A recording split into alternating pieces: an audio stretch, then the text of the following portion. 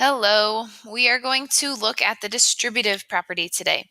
So general rule for distributive property, we have multiplication outside of addition.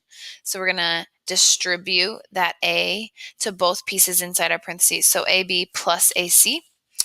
It can also be distributed over subtraction. So this is AB minus AC. With some actual numbers, if we plug numbers in there, we have 6 parentheses 5 minus x, and we need to distribute that 6 to both the 5 and the negative x. When we do that, we get 6 times 5 gives us 30, and then minus 6x. Similarly, we can have a negative outside of our parentheses, so that negative 4 will now get distributed to both the x and the minus 7, and that becomes negative 4x plus 28. Please distribute and simplify this expression.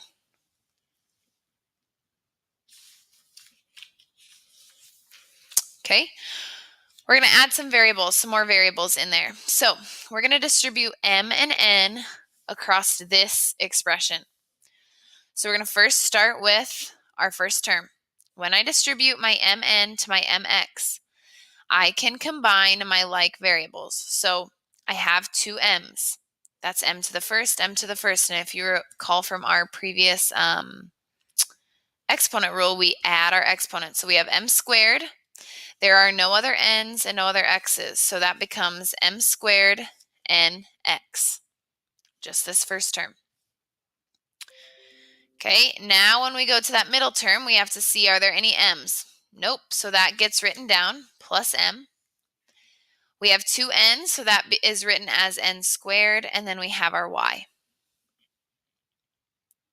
And then finally, when we take that mn to the 2p, there are no like variables, so we just write it as 2mnp. I wrote it in that order, mn and then p, because it's alphabetical. Okay, if you had written 2p mn, that's fine as well. But the 2 does need to go in front because it's a coefficient. Okay, here's another example. So we are now distributing a squared bc to these three terms.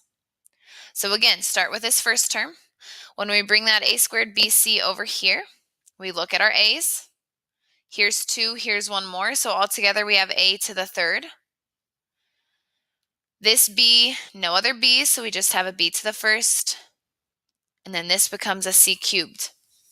So that's where I get this term. Now a squared bc goes to this middle term. Again, a to the third. This time we have b to the fourth, and then c.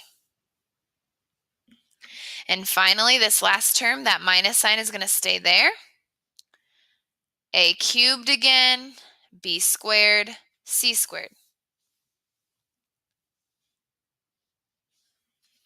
Okay, I would like you guys to simplify this. Okay, take your time, go term by term when you distribute, letter by letter.